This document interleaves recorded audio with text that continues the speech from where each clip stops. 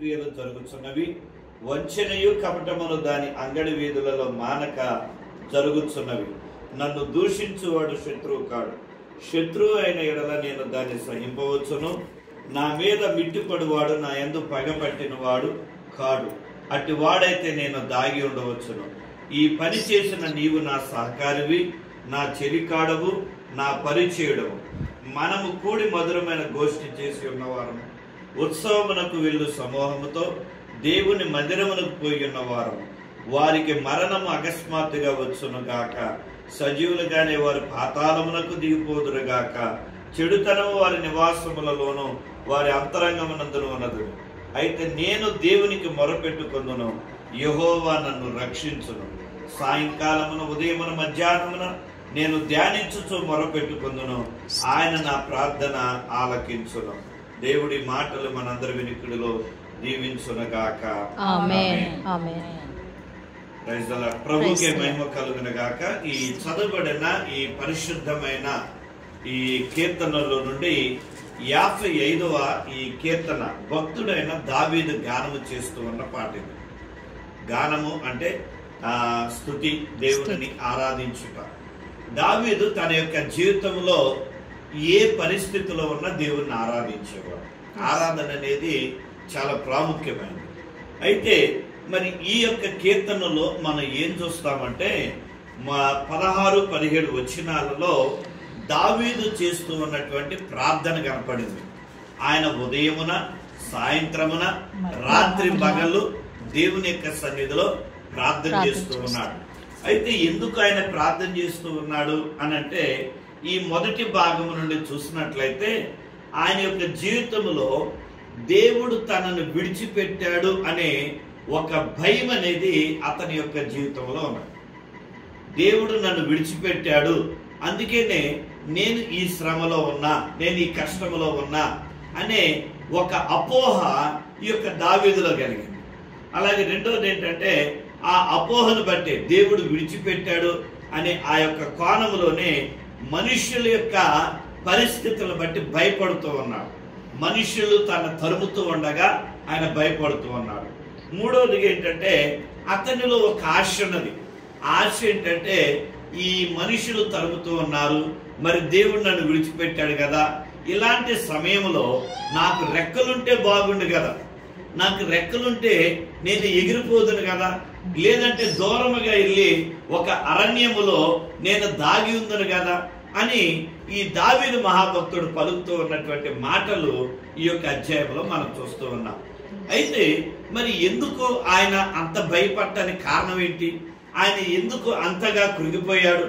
దేవుడు తనని విడిచిపెట్టాడు అనటానికి కారణం ఏంటంటే, మనలో భయం ఎప్పుడు ప్రారంభమైందంటే మనం తప్పు చేసినప్పుడు.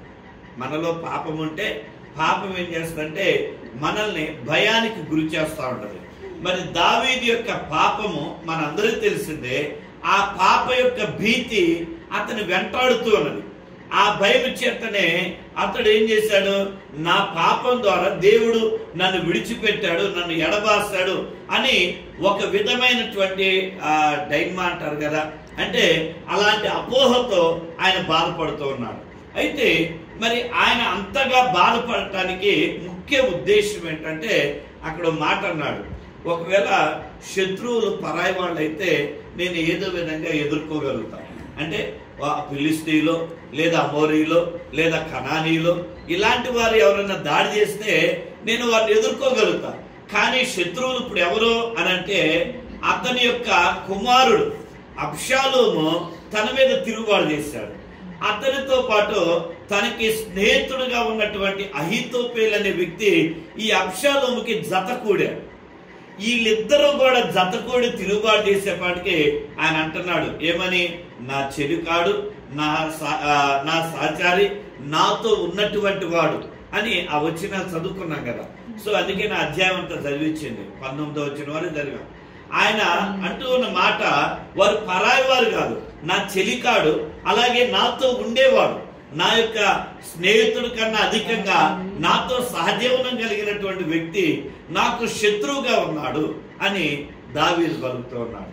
ఒక్కొక్కసారి మన యొక్క జీవితంలో ఎదురయ్యే పరిస్థితులు ఎలా ఉంటాయంటే, అవి మనం అనుకుంటాం నేనంతా బాగానే ఉన్నాను కదా, నాకు ఎలాంటి ఇబ్బంది లేదు కదా అనుకుంటాం. సడన్ గా హెల్త్ ఇష్యూ రావచ్చు.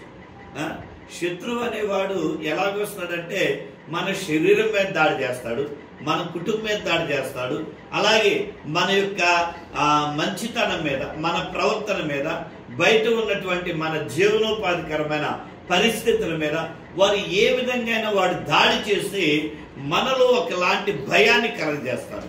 అయితే ఇక్కడ దావీదు ఒక మాట అంటున్నాడు. ఆ మాటతో నేను ఈ మాటలు ముగించాలని ఇష్టపడుతున్నా. 23వ వచనాన్ని ఓసారి మనం చదువుకుందాం. 23వ వచనం ఒకసారి చదవండి. 23 కీర్తనలు 55:23.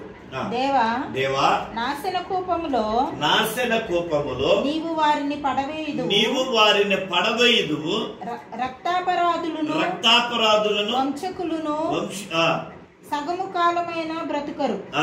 నేనైతే నీ యందు నమ్మిక ఉంచుచున్నాను. ఈ మాట చూడండి, నేనైతే నీ యందు నమ్మిక ఉంచుచున్నాను. ఈ మాట మనం ఎప్పుడు కూడా గుర్తుపెట్టుకోవాలి. దేవుడు మనకిచ్చే శ్రేష్టమైన అభయం, శ్రేష్టమైన ఆదరణకరమైన మాట. నేనైతే ఇక్కడ తన కుమారుడు దాడి చేసిన, తన స్నేహితుడు తిరుగుబాటు చేసిన, అలాగే దేవుడు నన్ను విడిచిపెట్టాడేమో అన్న ఆ భయంలో ఉన్న మనుషులు తిరుగుబాటు చేసి మనుషులందరూ కూడా మరి అబ్షాలోము వైపు తిరిగిపోయినప్పుడు అతనిలో భయం కలుగుతూ ఉన్న, ఈ మనుషులు కూడా నన్ను అప్పగిస్తారేమో అనే ఆ భయం అతనిలో ఉన్న దావీదు యొక్క విశ్వాసం ఏం చెబుతుందంటే, నేనైతే నా దేవుని యందు నమ్మకాన్ని కలిగి ఉంటాను. ఏ పరిస్థితుల్లో అయినా మనము దేవుని యందు నమ్మిక ఉంచినట్లయితే దేవుడు అద్భుతాలు చేయగలిగిన వాడే. ఆయన మనం ఊహించిన, మన గత ఆదివారం కూడా వాక్యములు కూడా జ్ఞాపకం చేశారు. మనం ఎవరికి మొరపెడుతూ ఉన్నాం, దేవుని వాక్యం చెప్పింది కదా 33వ కీర్తన 3వ వచనములో, నాకు మొరపెట్టుము నేను నీకు ఉత్తరం ఇచ్చాను, గూఢమైన నువ్వు గ్రహించలేని గూఢమైన సంగతులను నీకు తెలియజేతును అని దేవుడు చెప్పాడు. అయితే మరి ఎవరికి మనం మొరపెట్టాలా, ఆయన ఎవరు అని అంటే దానిపైన ఇర్మియా ద్వారా దేవుడే చెప్పాడు, నీ మాట నెరవేర్చు దేవుడను, స్థిరపరచు దేవుడను, యెహోవా అను నామము వహించిన వాడు. అలాంటి వానికి మనం మొరపెడుతూ ఉన్నాం. అలాంటి దేవుడు మనకి గూఢమైన సంగతులను, మనం గ్రహించలేని సంగతులను ఆయన బయలుపరుస్తాడు. అంటే ఆయన మాట ఇచ్చాడంటే ఖచ్చితంగా నెరవేరుస్తాడు. అది నెరవేర్చబడాలి అంటే మనం ఏం చేయాలంట, ఆయన యందు విశ్వాసాన్ని మనం కలిగి ఉండాలి. మనుషులు మన క్రింద పడదోయొచ్చేమో కానీ మన దేవుడు మన పైకెత్తేవాడై ఉన్నాడు. హల్లెలూయా. ఈ లోకంలో ఉన్న వారందరూ కూడా మనం తృణీకరించవచ్చేమో కానీ ఆయన మనల్ని ఉన్నతమైన స్థితిలో కూర్చొండబెట్టే దేవుడై ఉన్నాడు. ఎప్పుడంటే మనం ఆయన యందు నమ్మిక ఉంచినప్పుడు. మరి తండ్రి అతన్ని తృణీకరించాడు. అలాగే సౌలు మహారాజు అతన్ని గొప్పతనాన్ని, ఆయన యొక్క యుక్తిని, ఆయన యొక్క పరాక్రమాన్ని దావీదు యొక్క జీవితంలో చూసి వాటిని బట్టి అసూయపడి ఆయన్ని ఉన్నతమైన స్థితిలో ఉంచాల్సిన, ఉన్నతమైన ఉద్యోగంతో గౌరవించవలసినటువంటి సౌలు దావీదును తరుముతూ ఉన్నారు. ఆ తర్వాత దావీదు రాజైన తర్వాత కూడా మరి అబ్షాలోము ఆ కుమారుడే తిరుగుబాటు చేశాడు. మనుషులు అనేక మంది ఆయన మీద తిరుగుబాటు చేశారు. కానీ దేవుడు తండ్రి తృణీకరించిన, తోడబుట్టిన వారు అతన్ని లెక్క చేయకపోయినా, సౌలు మహారాజు అతన్ని పట్టించుకోకపోయినా దేవుడు మాత్రం అతను చూశాడు కనుక అతను ఉన్నతమైన స్థితిలో కూర్చోబెట్టాడు. కారణం ఏంటంటే ఆయన దేవుని యందు నమ్మిక ఉంచాడు. సో కాబట్టి మనం కూడా మన జీవితంలో ఎదురయ్యే ప్రతి పరిస్థితులు, అనారోగ్య పరిస్థితులు కావచ్చు, మరి కుటుంబ ఆర్థిక సమస్యలు కావచ్చు, ఉద్యోగ సమస్యలు కావచ్చు, అలాగే మరి లోకంలో ఉన్నటువంటి చెడు మనల్ని టార్గెట్ చేసి మన పతనం చేయొచ్చు. లేదంటే అనేకమైన ఆశలు మనలో రేకెత్తించి మన దేవుని వైపుకి వెళ్లకుండా ఈ లోక వైపు చూసేలాగా సాతాను మన మీద దాడి చేసి మనల్ని నాశనం చేయడానికి ప్రయత్నం చేయొచ్చు.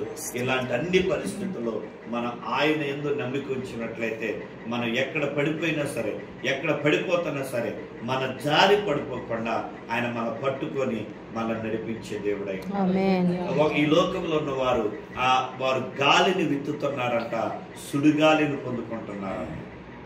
అంటే గాలిని విత్తి సుడిగాలి అంటే వారు కొంచెమే వారి పాపాన్ని ఎత్తుకుంటున్నారే తప్ప ఆ తర్వాత పాప భారాన్ని వారు మోయిపోతున్నారు. కానీ మనమైతే దేవుని యందు ఆవగింజంత విశ్వాసం ఉంచి, ఆవగింజంత నమ్మకాన్ని కలిగి ఉంటే దేవుడు కొండలాంటి సమస్యలను కూడా పెళ్లగించేసి మన జీవితాలను స్థిరపరచువాడే. అటు దేవుని యందు మన విశ్వాసాన్ని, నమ్మకాన్ని కలిగి ముందు కొనసాగుదాం. ఆ రీతిగా మీ కుటుంబం మీరు ఉండాలని, ఆయన యందు విశ్వాసంతో ఆయన వైపు చూసేవారుగా ప్రతి పరిస్థితుల్లో ఉండాలని ఈ మాటల ద్వారా మిమ్మల్ని దీవిస్తూ ముగిస్తూ ఉన్నాను. దేవుడు మనం దీవించిన గాక. ప్రార్థన చేసుకున్నాను. దేవుని సేవకురాలు ప్రార్థన సౌజన్య గారు చేస్తున్న పరిచర్య కొరకు, అలాగే ప్రవీణ్ వారి కుటుంబం కొరకే, అలాగే వారి సిస్టర్ వారు చేస్తున్న పరిచయను బట్టి ప్రభువును స్తుతిస్తూ దూరదేశంలో ఉన్న సహోదరుడు వారి కుటుంబాన్ని దేవుడు ఆశీర్వదించినట్లుగా ప్రార్థన చేస్తుంది. పరిశుద్ధుడా పరిశుద్ధుడా పరిశుద్ధుడా పరిశుద్ధుడా ప్రేమగల తండ్రి, కృపగల మా గొప్ప దేవా, మీ పరిశుద్ధ నామానికి వేవేల వందనాలు, వందనాలు, స్తుతి స్తుతి స్తుతి స్తోత్రాలు స్తోత్రాలు వందనాలు వందనాలు వందనాలు చెల్లించుకున్నాము. వందనాలు స్తోత్రాలు నాయనా, స్తోత్రాలు నాయనా. అని నామం కలిగిన తండ్రి, మీకు వందనాలు స్తోత్రాలు అయ్యా.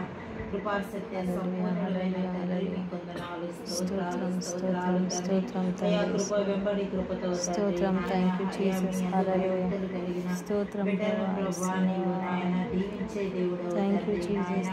అయ్యా సమస్తమును మేలుకరంగా సమకూర్చి జరిగించే దేవుడవు తండ్రి, మీకు వందనాలు స్తోత్రాలు స్తోత్రాలు అయ్యా. తండ్రి నన్ను ఆశ్రయించిన వారిని ప్రభు, ఎన్ని శ్రమలు, ఎన్ని శోధనలు, ఎన్ని ఇబ్బందులు ఎదురైన వారికి నాయన అయ్యా ఎదురైనప్పటికీ నాయన వారిని వెంటాడుచున్నప్పటికీ ప్రభు అయ్యా నీవు వారికి తోడుగా ఉండే దేవుడవు నాయన. అయ్యా మీ మాట చేత నీవు నాయన అయ్యా బలపరిచే దేవుడవు, నీవు మాట ఇచ్చి దాన్ని స్థిరపరిచి వాడవు తండ్రి. అందుని బట్టి మీకు వందనాలు స్తోత్రాలు చెల్లిస్తున్నాం తండ్రి. మరి ప్రభా నాయన అయ్యా అటు రీతిగా ప్రభా ఆయన ఇదిగో తండ్రి నాయన మిమ్మల్ని దేవుడుగా కలిగి ఉండి మీ మార్గంలో నడుస్తున్నటువంటి మీ ప్రియబిడ్డల కుటుంబాన్ని మీ యొక్క హస్తాలకు అప్పగిస్తున్నాం తండ్రి. రాత్రి మరి తండ్రి నాయన అయ్యా సహోదరుడు నాయన ప్రవీణ్ వాళ్ళ గృహాన్ని మేము దర్శించడానికి ఇచ్చిన సమయానికి మీకు వందనాలు స్తోత్రాలు చెల్లిస్తున్నాం తండ్రి. దేవారి నాయన సేవకులుగా మమ్మల్ని ఆహ్వానించినారు. మరి ప్రభా తండ్రి నాయన కొంత సమయం తండ్రి వారితో కలిసి నాయన మరి ప్రభా మేము ఈ రీతిగా ప్రభా తండ్రి మీ నామమును సన్నతించడానికి దేవా తండ్రి నాయన అయ్యా మీ బిడ్డలకు నాయన మీ యొక్క వాక్యమును నాయన తెలియచేసి మరొకసారి అయ్యా మీ యొక్క వాక్యం ద్వారా వారు బలపరచబడడానికి ప్రభా మీరు నాయన అయ్యా మమ్మల్ని రాత్రి ఇక్కడ నాయన సమకూర్చినందుకు వందనాలు స్తోత్రాలు చెల్లిస్తున్నాం తండ్రి. దేవా ఈ కుటుంబాన్ని ఇంతవరకు తండ్రి మీరు కాచి కాపాడి సంరక్షించారు. వందనాలు స్తోత్రాలు ప్రభా. మరి గడిచిన దినాల్లో వారు ఎదుర్కొంటున్న ప్రతి శోధనలో మీరు తోడుగా ఉండి వాటన్నిటి నుంచి విడిపించినందుకు మీకు కృతజ్ఞతలు చెల్లిస్తున్నాం. బలహీనత నుంచి విడిపించారయ్యా, ప్రమాదకరమైన పరిస్థితుల నుంచి తప్పించారు ప్రభా తండ్రి. అయ్యా అయ్యా నెమ్మది లేని పరిస్థితులను దూరపరిచారు తండ్రి, సమాధానంతో నింపారు. వందనాలు స్తోత్రాలు ఇంతవరకు పోషిస్తూ వచ్చారు తండ్రి. వందనాలు స్తోత్రాలు చెల్లిస్తున్నాం అయ్యా. ప్రవీణ్ బట్టి తన భార్య కుమారుని బట్టి వందనాలు తండ్రి. అయ్యా అయ్యా వీరి ముగ్గురు చుట్టూ మీ కాపుదలను ఇంకా బాగా హెచ్చించమని మేము వేడుకుంటున్నాం తండ్రి. ఈ కుటుంబం ఎల్లప్పుడూ మిమ్మల్ని సేవించి మిమ్మల్ని ఘనపరిచే కుటుంబంగా ఉంటున్నట్లు సహాయం చేయండి తండ్రి. ఈ కాలనీలో ఉంటున్న అనేక మందికి మాదిరికరంగా ఆశీర్వాదకరంగా ఉంటున్నట్లు సహాయం చేయండి. వందనాలు స్తోత్రాలు స్తోత్రాలు. మరి ప్రభా తండ్రి దేవా నాయన అయ్యా ప్రవీణ్ వాళ్ళ ఆయన తోడబుట్టిన వారిని బట్టి వందనాలు స్తోత్రాలు నాయన. అయ్యా ఇద్దరు సిస్టర్స్ బట్టి బ్రదర్ని బట్టి వందనాలు ప్రభా. మరి తండ్రి దూరదేశంలో ఉంటున్న సహోదరుని నాయన మీరు దీవించి ఆశీర్వదించండి. తన కుటుంబాన్ని దీవించి ఆశీర్వదించండి అయ్యా.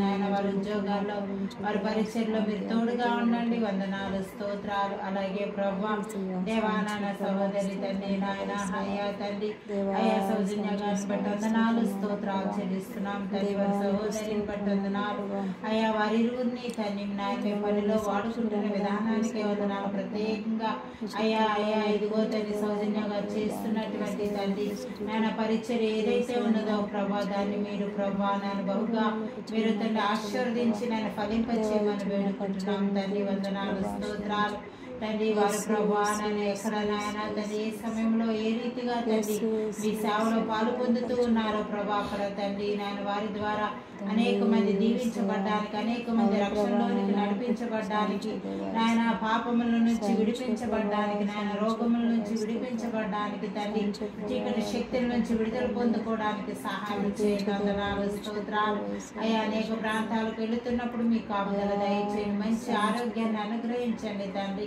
అయ్యా. మరొక సహోదరిని మీరు దీవించి ఆశీర్వదించండి తండ్రి. మంచి భవిష్యత్తును దయచేయండి, మంచి ఆరోగ్యాన్ని దయచేయండి తండ్రి. వారి ఉద్యోగంలో నాయన నిత్యము మీరు తోడుగా ఉండండి.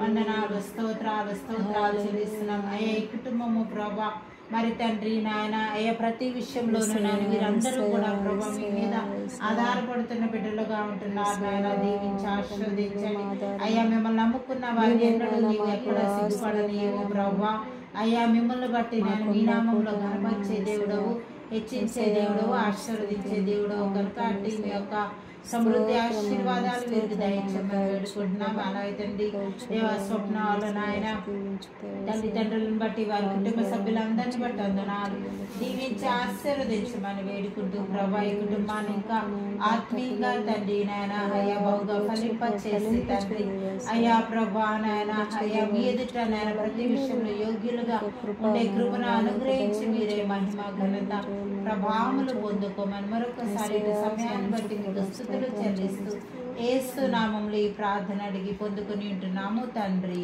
ఆమేన్ ఆమేన్ ఆమేన్. విమోచకుడు రక్షకుడు అయినటువంటి యేసుక్రీస్తు వారి నిరంతర కృప నిరంతరము నీలో నాలో మనలో ఉండి క్రీస్తు రెండవ రాకడు కాగితపరుస్తూ ఉన్న పరిశుద్ధాత్మన్య సహవాసము, సంతోషము, సమాధానం ఇప్పుడు ఎల్లప్పుడూ ఆయన రాకడ వరకు మనందరికీ ప్రత్యేకమానికి పరిశుద్ధులకు సదా తోడైండి దీవించిన కాక. ఆమేన్ ఆమేన్ ఆమేన్. ప్రైజ్ ది లార్డ్ అండి. Praise the Lord, praise the Lord. ఆమేన్ చెప్పు జోయల్. ఫోన్ చేస్తే ఇప్పుడు ఆమెను అంటున్నాడు. ఆమెను హల్లెలూయా ఈ రెండే. పిల్లలందరూ అంతే ఆ రెండు బాగా గుర్తు పెట్టుకుంటారు.